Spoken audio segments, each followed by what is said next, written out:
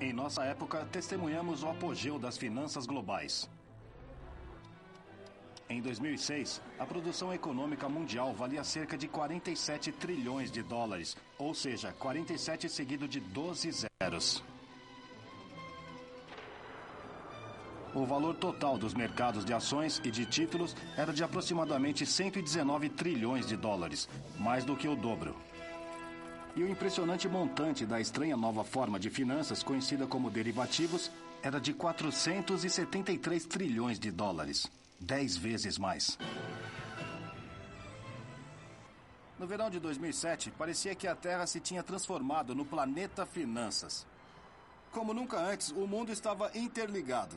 Não apenas por cabos, cargueiros ou aviões a jato, mas por mesas de operações e bancos de investimentos internacionais. Nesta série, vimos como os mercados de crédito, títulos, ações, seguros e imobiliários evoluíram na Europa e na América do Norte. Agora, é hora de contar a história de como essas inovações financeiras conquistaram o mundo. Esta é a história da globalização financeira. A globalização é algo que já é cotidiano. Porém, apesar de todas as vantagens de um mundo interligado, perfeitamente exemplificado pelo impressionante e agitado porto de Hong Kong, existe um aspecto negativo na globalização, que é a sua vulnerabilidade. Vulnerabilidade aos choques financeiros, porque as finanças não são uma ciência exata. E vulnerabilidade às forças políticas fora do controle dos banqueiros. A ascensão do dinheiro raramente foi tranquila. Várias vezes se viu pontuada por grandes e dolorosas crises. Há apenas 10 anos, parecia que estas crises tinham uma maior probabilidade de acontecer em mercados emergentes como a Ásia. Mas hoje é o Ocidente que se vê atravessando uma grave crise de crédito, enquanto a Ásia mal parece ter sido afetada. Na verdade, um novo fenômeno define hoje o mundo da economia. Os mutuários norte-americanos recorrem aos economizadores chineses. Uma relação simbiótica entre a China e a América, que eu chamo de chimérica. Mas será que a chimérica salvará esta era de globalização financeira? A arrepiante realidade é que há 100 anos houve uma outra era de globalização financeira, que acabou não com um lamento, mas com um estouro. E não há razão para que isso não aconteça de novo em nossa época.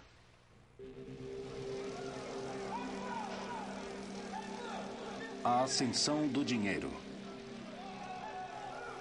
Chimérica.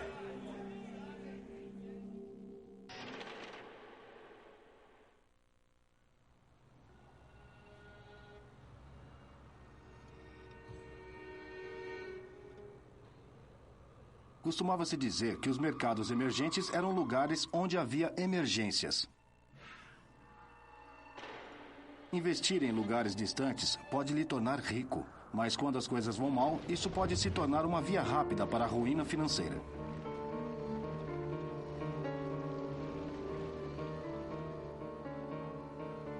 É por isso que muitos dos mercados emergentes de hoje, aparentemente imparáveis, são na verdade mercados reemergentes.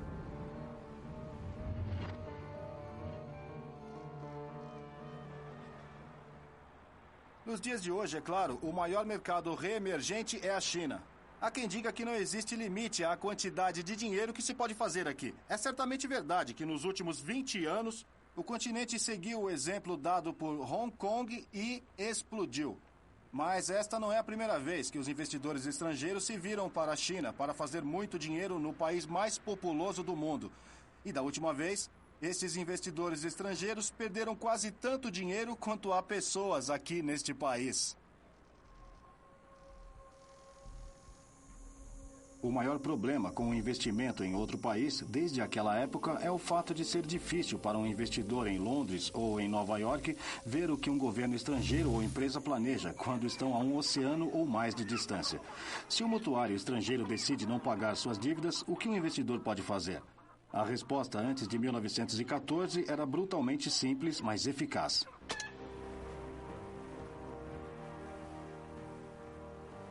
Fazer o governo acionar a Marinha.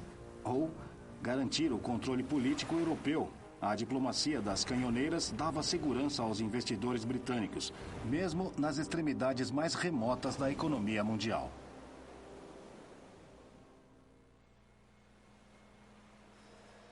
A Marinha Real forneceu o poder de fogo que deu origem à primeira era da globalização e aos seus pioneiros, como William Jardine e James Matheson.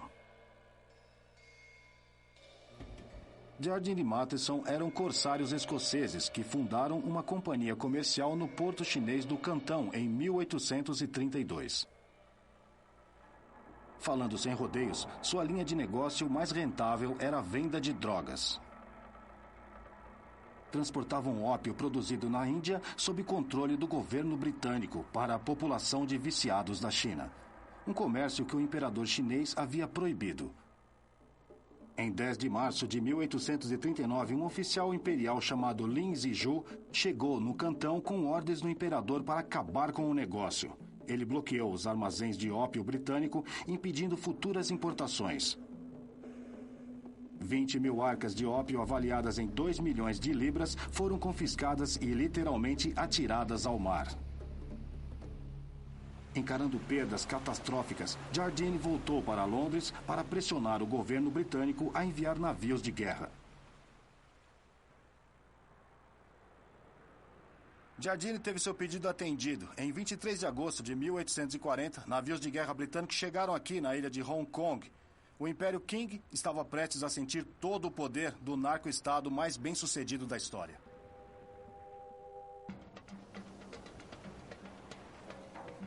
Como Jardine havia previsto, a Marinha Real destruiu as defesas chinesas.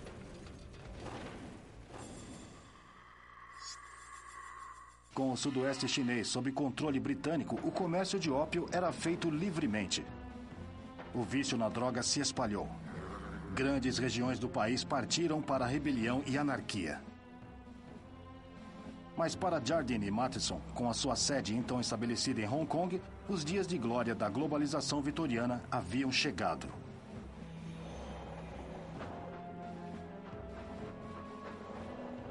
Em 1900, a empresa estava em negócios mais diversificados e respeitáveis. Tinha suas próprias cervejarias, as suas próprias algodoarias. Tinham sua própria companhia de seguros e estradas de ferro, como a que construíram de Kowloon até o Cantão.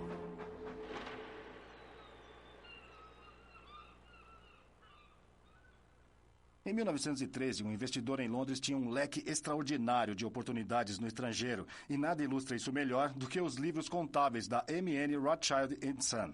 Só uma página de 1913 lista nada menos que 20 títulos estrangeiros, incluindo títulos emitidos pelo Chile, Egito, Alemanha, Hungria, Itália, sem esquecer 11 companhias ferroviárias, incluindo 4 da Argentina, 2 do Canadá e, aqui embaixo, a ferrovia de Kowloon até o Cantão. Pela primeira vez na história, a economia mundial estava de fato unida, por uma combinação de comércio baixo e alta finança. Mas esta primeira era da globalização financeira. Sofreria uma violenta interrupção devido ao primeiro verdadeiro conflito global da história.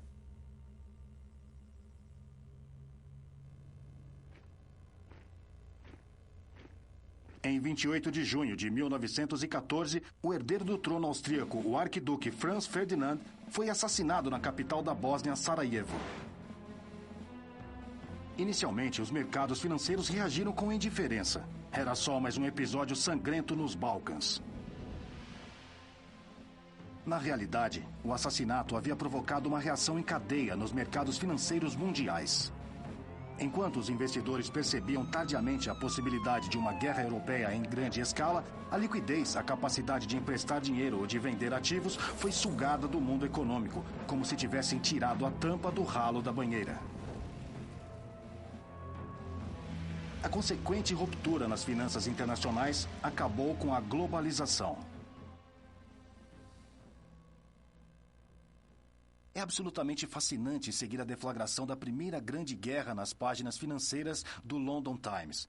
Só em 22 de julho de 1914 é que as pessoas perceberam que o assassinato do arquiduque Franz Ferdinand em Sarajevo, 3 semanas antes, pudesse ter repercussões financeiras. Apenas 10 dias depois, em 1º de agosto de 1914, o The Times teve que anunciar o encerramento da Bolsa de Valores, que ficou fechada até 4 de janeiro de 1915. Por que os investidores estavam tão aparentemente alheios ao Armagedon poucos dias antes do início da Guerra Mundial? A resposta é que a combinação de inovação financeira e integração global fez com que o mundo parecesse tranquilizadoramente seguro. As luzes nos mercados financeiros estavam verdes e não vermelhas, até as vésperas da destruição. Talvez possamos tirar uma lição para a nossa época também. A primeira era da globalização financeira levou uma geração para se estabelecer, mas se desintegrou numa questão de dias. E levaria mais de uma geração para reparar os danos causados pelas armas de agosto de 1914.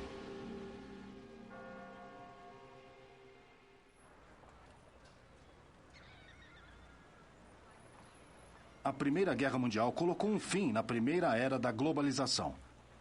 Até final da década de 1960, as finanças internacionais hibernaram. Alguns a consideravam morta. Em 1944, os quase vitoriosos aliados se reuniram para planejar uma nova arquitetura financeira para o mundo. O comércio seria liberalizado, mas os movimentos de capital estariam sujeitos a leis muito restritas. Quando o dinheiro cruzasse as fronteiras nacionais, passaria de governo para governo.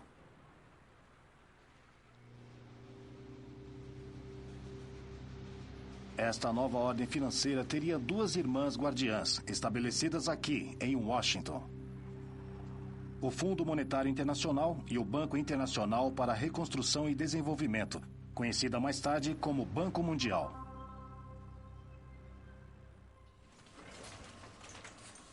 Mas na época de 1970, vastas somas de dinheiro estavam sendo acumuladas pelos exportadores de petróleo do Oriente Médio. Com os banqueiros ocidentais desesperados para reinvestir o dinheiro em empréstimos, as irmãs guardiãs baixaram a guarda. A globalização financeira renascia. A região que os bancos escolheram para emprestar os petrodólares parecia prometer os melhores retornos, mas não era a primeira vez na história financeira que também apresentava os maiores riscos. Em 7 anos, a América Latina quadruplicou seus empréstimos estrangeiros para mais de 315 bilhões de dólares. Então, em 1982, o México declarou que não conseguiria mais continuar pagando sua dívida. Logo, todo o continente se encontrava à beira da falência.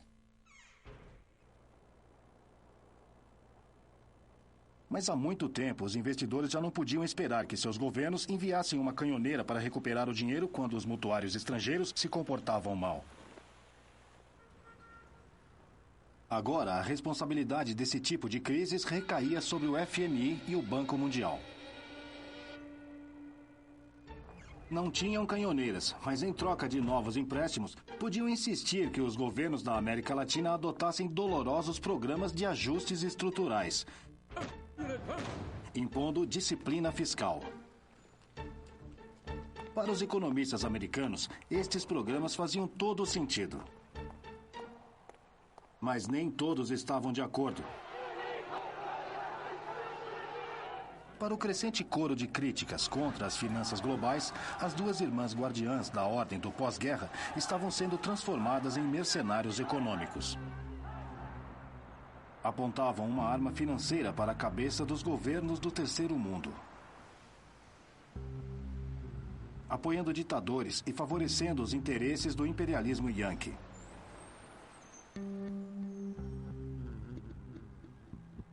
E pobre daqueles que resistissem ao seu punho de ferro. Teorias de conspiração surgiram no movimento anti-globalização. De acordo com uma dessas teorias, 2 líderes latino-americanos, Jaime Rodos, do Equador, e Omar Torrijos, do Panamá, foram assassinados por resistirem às exigências do imperialismo americano. Mas há uma coisa na história do complô entre o Banco Mundial e o FMI contra os líderes do terceiro mundo que não faz muito sentido. Afinal, os Estados Unidos não emprestaram tanto dinheiro assim ao Equador ou ao Panamá.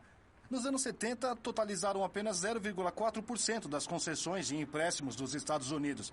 E não eram grandes clientes dos Estados Unidos. E, veja bem, menos de 0,4% do total de exportações norte-americanas. Eles não me parecem números pelos quais vale a pena matar.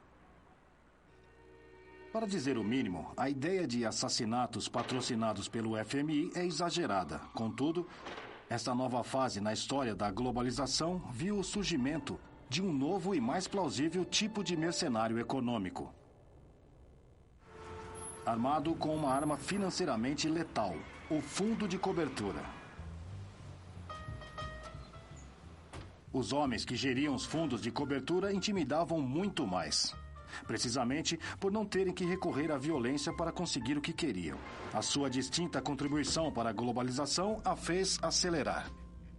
Enquanto o Banco Mundial empresta dinheiro a países por um período de anos, os fundos de cobertura tendem a investir o seu dinheiro durante poucas semanas, ou mesmo dias. O grão-mestre do novo mercenário econômico foi George Soros. Judeu húngaro de nascimento, mas educado em Londres e morando em Nova York, Soros trouxe para as finanças globais uma nova teoria de comportamento econômico, que destacava a falibilidade da natureza humana e a instabilidade dos mercados financeiros.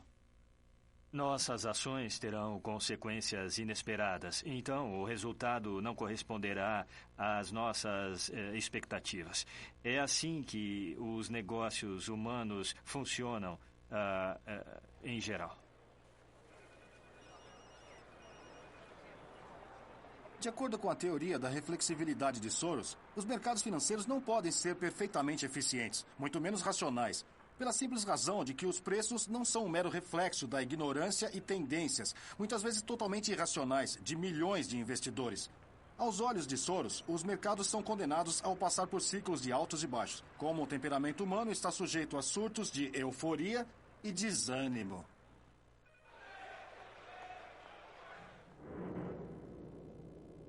O fundo Quantum de Soros fez milhões com vendas de descoberto. Um tipo de transação que adquire ações ou moeda e as vende na perspectiva futura de que elas perderão o valor. Suas maiores jogadas resultaram de previsões certas sobre perdedores e não vencedores. E a maior delas figura entre as apostas mais especulativas de toda a história financeira. Em 16 de setembro de 1992, com a libra esterlina em sérias dificuldades, eu assisti Soros apostando contra o Banco da Inglaterra. Fiquei convencido de que especuladores como Soros venceriam com certeza em caso de confronto direto com o governo britânico. Era uma questão de simples aritmética. $1 trilhão em dinheiro, negociados diariamente em mercados cambiais estrangeiros, contra as magras reservas de moeda do Tesouro Britânico. Na época, a libra esterlina estava muito ligada ao marco alemão através do MTC, o mecanismo de taxas de câmbio europeu. Quando as taxas de juros alemãs subiram devido à reunificação extremamente dispendiosa do país, as taxas de juros britânicas aumentaram também, prejudicando as pessoas e empresas. Soros calculou que o chanceler britânico Norman Lamont seria obrigado a sair do MTC e a desvalorizar a libra. Foi a maior aposta da vida de Soros. Tinha tanta certeza de que a libra ia desvalorizar que apostou $10 bilhões, mais do que todo o capital do seu fundo. A relação risco-recompensa era desproporcional e, portanto, parecia ser uma boa especulação ou investimento, se quiser, a desvalorização da libra.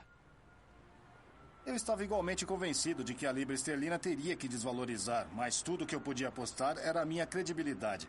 Naquela noite, fui ver a ópera A Força do Destino, de Verdi. Uma escolha bem apropriada.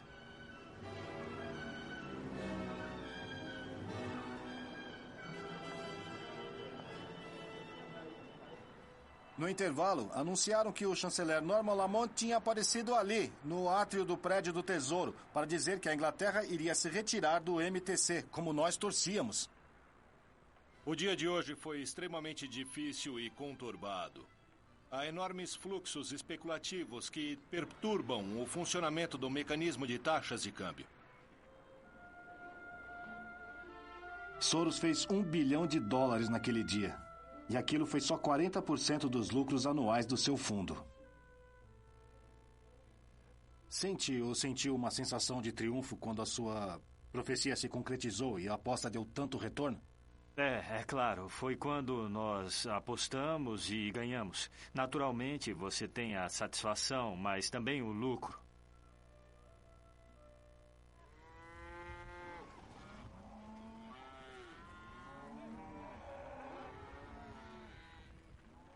Soros deveu seu sucesso a um tipo de instinto sobre como a manada eletrônica iria se movimentar. Mas até os seus instintos, às vezes, estão errados. Mas e se os instintos pudessem, de alguma forma, serem substituídos por matemática? E se pudessem escrever uma fórmula matemática que garantisse lucros de 2 dígitos? Bem, do outro lado da galáxia financeira, essa fórmula acabara de ser encontrada.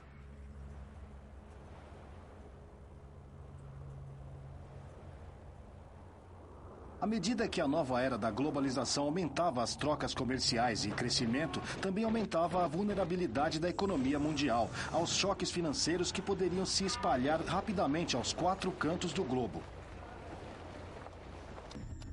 Mas e se vivêssemos num tipo de planeta completamente diferente? Um planeta sem todos os atritos complicados provocados por seres humanos subjetivos e por vezes irracionais. Um planeta onde as pessoas absorvessem instantaneamente toda a nova informação e a utilizassem para maximizar os lucros. Onde, entre a turbulência da vida cotidiana, tudo fosse calmo e previsível. Nesse mundo perfeitamente calculável e eficientemente interligado, uma catástrofe imprevista no mercado de ações seria tão comum como a existência de um adulto 50 centímetros mais baixo que a média do nosso mundo.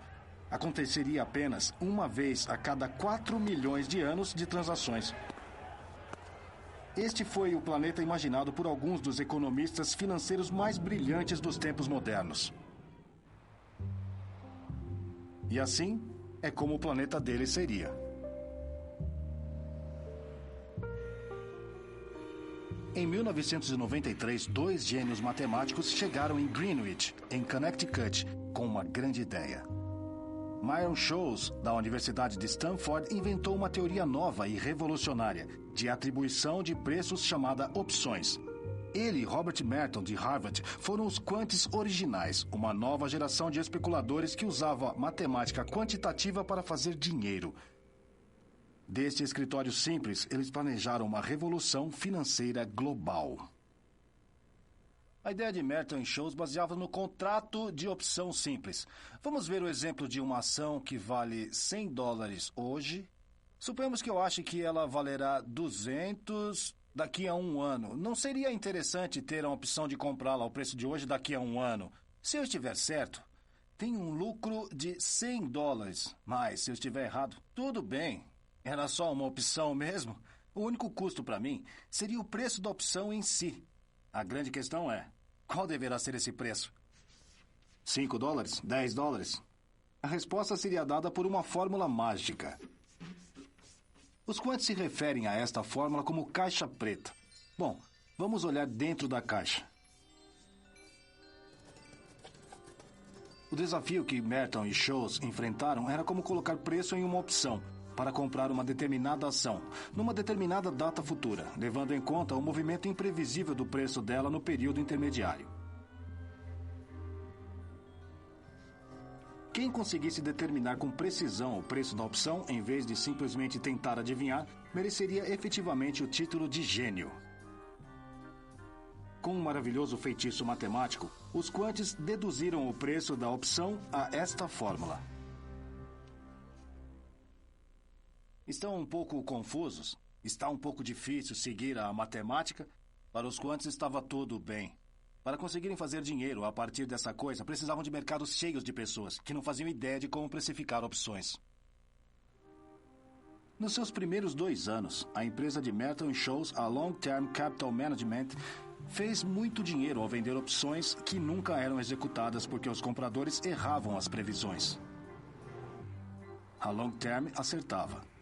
Também tiveram sucesso ao comprar todo tipo de títulos, os que os gênios matemáticos achavam ter preços errados. Os vendedores de carros de Connecticut nunca foram tão bem. Reconhecidamente, para gerar estes enormes lucros, a Long Term tinha que pegar empréstimos. Esta alavanca financeira adicional os permitiu apostar mais do que o seu próprio dinheiro. Em agosto de 1997, o capital do fundo era um pouco menos de 7 bilhões de dólares, mas os ativos financiados por empréstimos somavam 126 bilhões. Poderíamos pensar que meros acadêmicos como Merton e Scholes teriam ficado muito assustados com esta dívida enorme. Mas não ficaram. De acordo com sua fórmula matemática mágica, o risco era praticamente nulo, mesmo com financiamentos tão altos. Além do mais, a Long Term recorria a estratégias de transações múltiplas e supostamente não correlacionadas, cerca de 100 ao todo, com mais de 7.600 posições diferentes. Uma dessas por dia ia mal, ou possivelmente até duas. Mas certamente todas as apostas não poderiam ir mal ao mesmo tempo. A Long Term negociava em mercados por todo o mundo, mas o maior negócio da empresa era vender opções nos mercados de ações norte-americanos e europeus. Opções que eram cobradas se houvesse grandes oscilações no preço futuro das ações.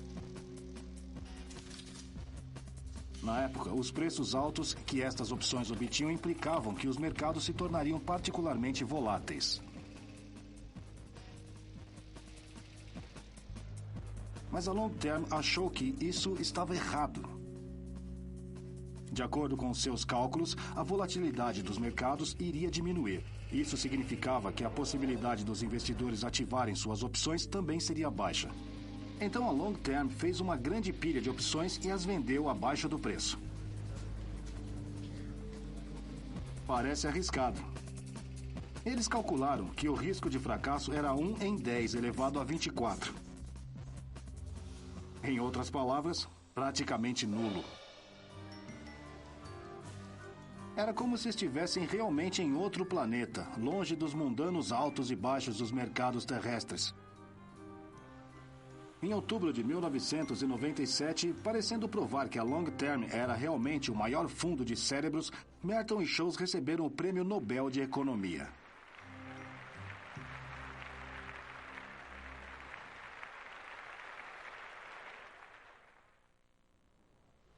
Parecia que o intelecto havia triunfado sobre a intuição, como se a ciência tivesse superado o risco.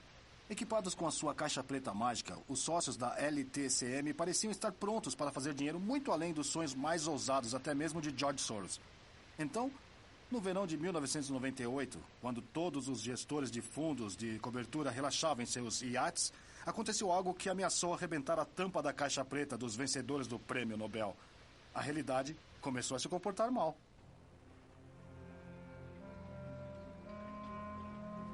Na evolução, as grandes extinções tendem a ser causadas por choques externos, como um asteroide que atinge a Terra. Na segunda-feira, 17 de agosto de 1998, um asteroide gigante colidiu contra o planeta Finanças. E, surpresa, caiu do outro lado do mundo, no mercado emergente particularmente volátil.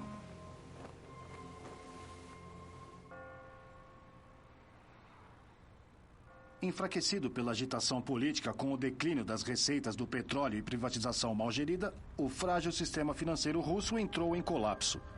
Um desesperado governo russo foi levado a não pagar suas dívidas, alimentando as labaredas da volatilidade em todo o sistema financeiro mundial. Os mercados de ações caíram.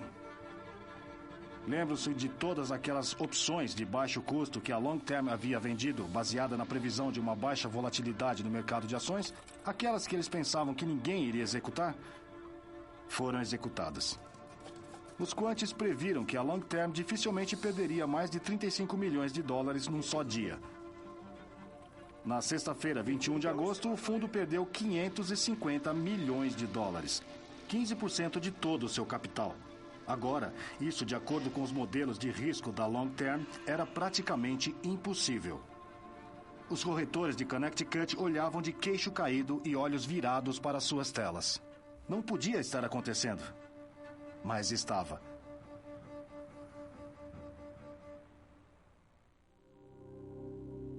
No final do mês, a Long Term tinha desvalorizado 45%.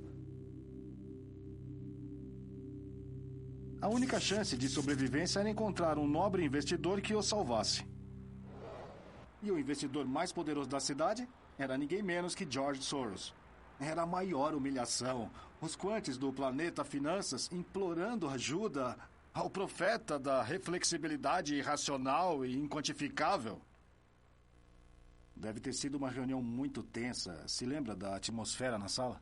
Eu lembro que ele veio para o café da manhã, não estava de todo tenso porque... claro, ele estava tenso, mas eu não, porque eu não ia investir o dinheiro.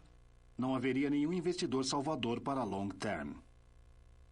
Eu achei que era muito perigoso e que eu não tinha capital suficiente. E, de fato, era necessária a ação coordenada de todos os bancos para salvar a LTCM.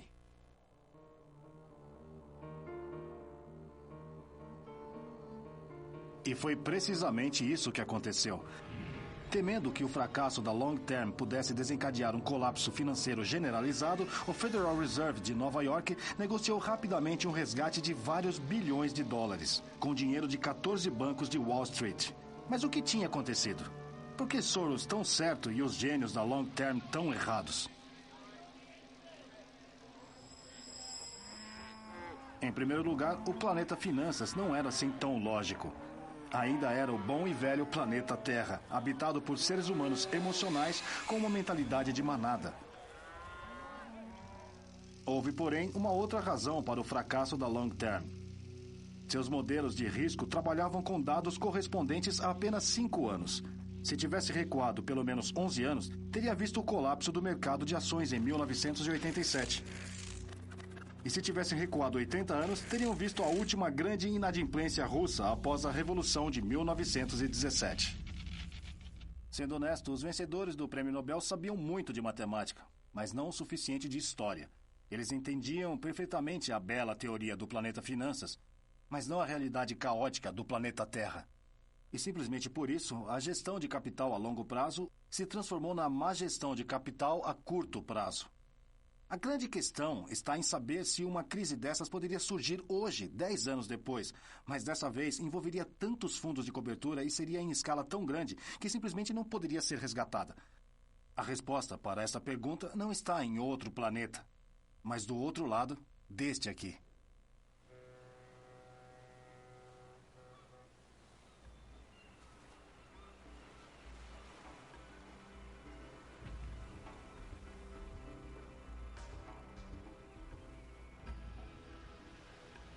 Para alguns, a história financeira são águas passadas, história antiga como a história da China imperial.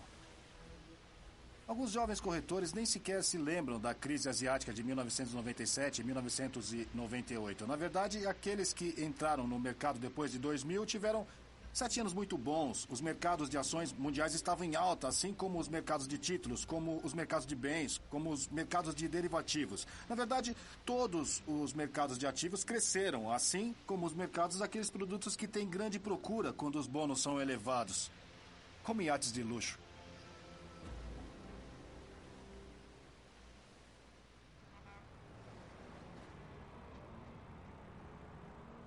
Mas estes anos de crescimento também foram anos de mistério, já que os mercados cresceram em época de subida de taxas de juros a curto prazo, desequilíbrios comerciais claros e o aumento do risco político. A chave para este aparente paradoxo está aqui, na China.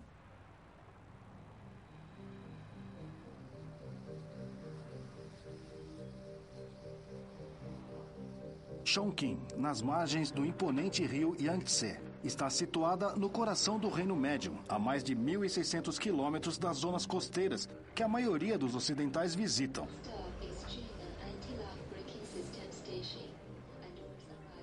Esta é a cidade com a maior taxa de crescimento do planeta.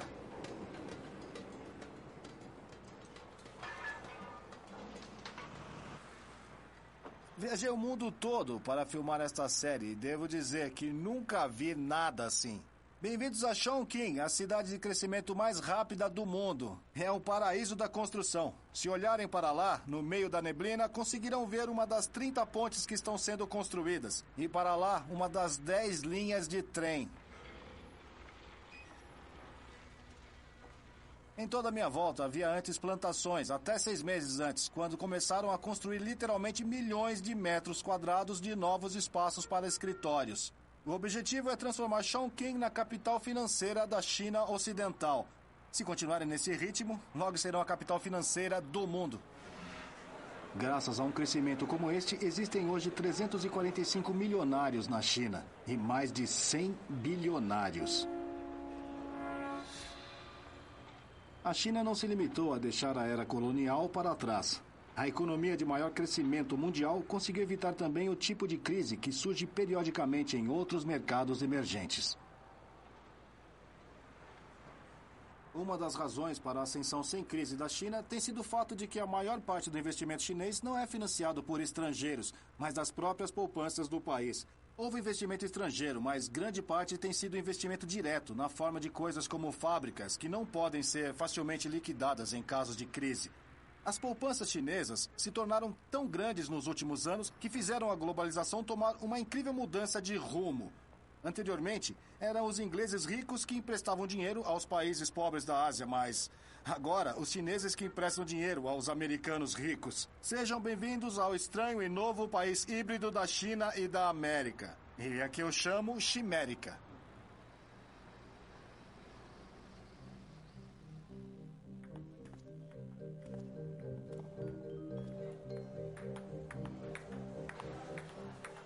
Este lugar extraordinário é a Bolsa de Valores do Sudoeste. O lugar onde centenas de habitantes de Chongqing vêm para almoçar, jogar ping-pong e investir, ou será apostar suas poupanças no mercado de ações. É isto que define a economia chinesa de hoje. Cada vez mais define a economia mundial. Investidores chineses tentando decidir o que fazer com as suas abundantes poupanças. Após anos de instabilidade, as famílias chinesas poupam uma proporção bem alta dos seus cada vez mais altos rendimentos, contrastando com os americanos, que hoje em dia não conseguem poupar nada.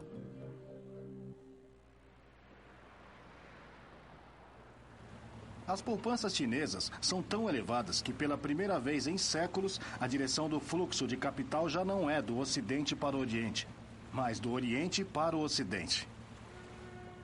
E é um fluxo grande.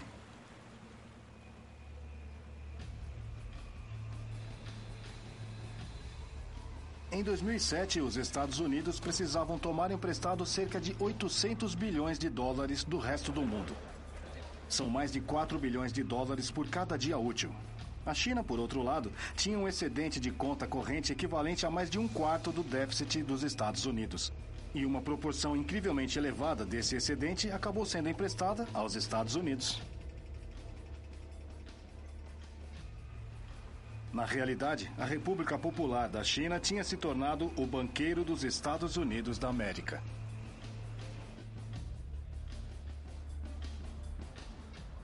Pode parecer um pouco bizarro. O americano médio tem um rendimento de cerca de 44 mil dólares por ano, enquanto o chinês médio, apesar dos mais de 100 bilionários no país e todos esses sinais de ostentação aqui no centro de Chongqing, recebe cerca de 2 mil dólares. Então, por que o segundo emprestaria dinheiro ao primeiro, que é quase 22 vezes mais rico? Bem, eis como isso funciona.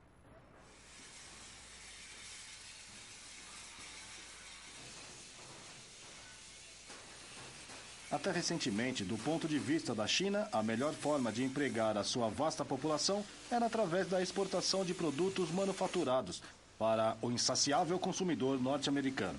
Para assegurar que essas exportações eram irresistivelmente baratas, a China teve que travar o fortalecimento da sua moeda em relação ao dólar, comprando literalmente bilhões de dólares nos mercados mundiais. E até recentemente, isto parecia beneficiar os Estados Unidos também. Aqui na América, a melhor forma de manter os bons tempos dos últimos anos tem sido através da importação de bens chineses baratos em grandes quantidades e vendê-los em hipermercados como este. Para empresas como Walmart, o outsourcing para a China tem sido uma forma de colher grandes lucros graças à mão de obra barata. Só em 2006, o Walmart comprou nada menos que 9 bilhões de dólares em bens da China. Mas, ao mesmo tempo, ao vender bilhões de dólares em títulos ao Banco Popular da China, os Estados Unidos têm pago taxas de juros muito menores do que pagariam em situação normal. É o que chamam na escola da economia de situação em que todos ganham. Este é o maravilhoso mundo do país dual, da Chimérica, responsável por 33% da produção econômica mundial e mais de metade de todo o crescimento global dos últimos 8 anos.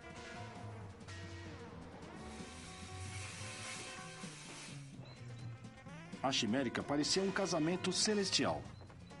Os chimericanos do leste poupavam e os chimericanos do oeste gastavam. Mas havia um porém. Quanto mais a China estava disposta a emprestar aos Estados Unidos, mais os americanos estavam dispostos a tomar. Chimérica, em outras palavras, foi a causa da inundação de novos empréstimos bancários, emissão de títulos e contratos de derivativos que invadiram o planeta finanças depois do ano 2000. Por sua vez, foi por esse motivo que o mercado hipotecário americano tinha tanto dinheiro em 2006, a ponto dos créditos subprime serem concedidos a pessoas sem rendimentos. Compramos casas, sem emprego e sem ativos. À venda. Ninjas. Disponível. Preço reduzido. Adiantamento de salário. Não é como se a crise nos créditos subprime de 2007 tivesse sido difícil de prever. Meses antes de estourar, estive no Tennessee e no Michigan para ver pessoalmente o número de famílias pobres que deixavam de pagar suas hipotecas e ficavam sem casa. Muito mais difícil de prever foi como um pequeno tremor no mercado imobiliário doméstico norte-americano iria causar um terremoto financeiro em todo o mundo.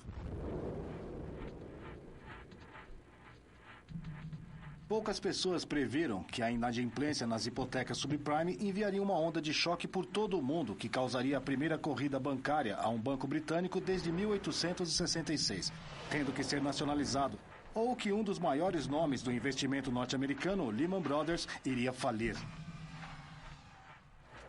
Poucas pessoas viram que, à medida que outros bancos começavam a registrar centenas de bilhões em perdas, os empréstimos interbancários iriam simplesmente parar, levando o Tesouro dos Estados Unidos a propor uma injeção de 700 bilhões de dólares em todo o sistema financeiro.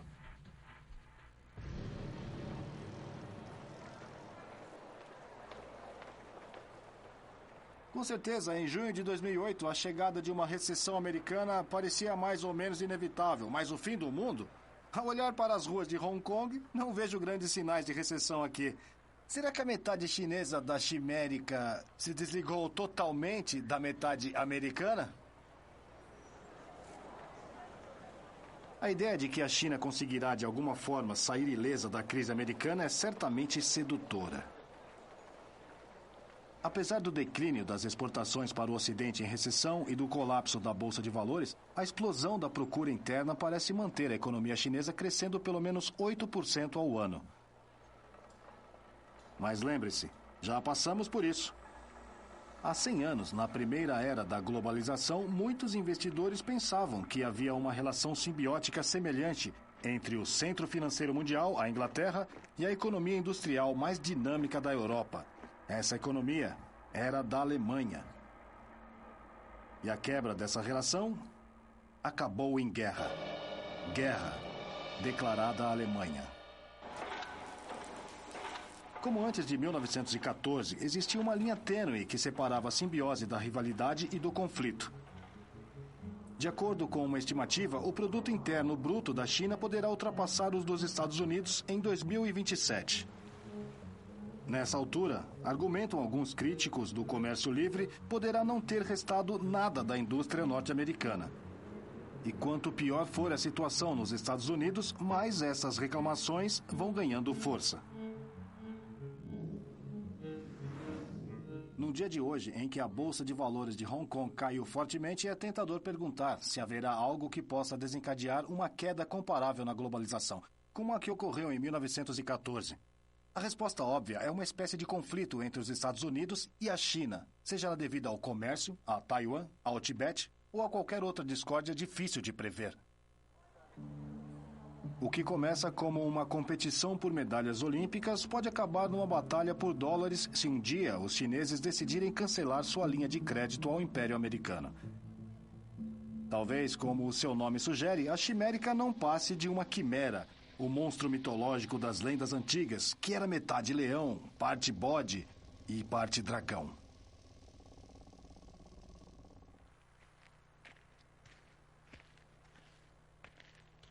Um conflito entre China e Estados Unidos pode parecer pouco plausível, mas um dos pontos chaves dessa série é o de que as verdadeiras grandes crises aparecem raramente, por isso não fazem parte da memória viva das pessoas que geram hoje as empresas, os bancos e os fundos.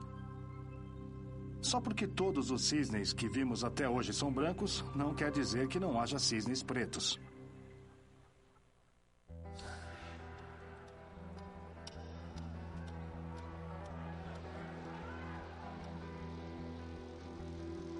O mundo financeiro atual é resultado de 4 milênios de evolução econômica.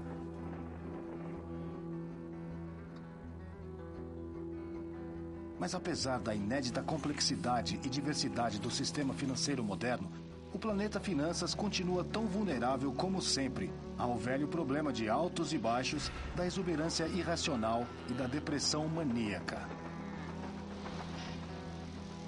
Talvez toda essa complexidade tenha, na verdade, aumentado a nossa vulnerabilidade à crise.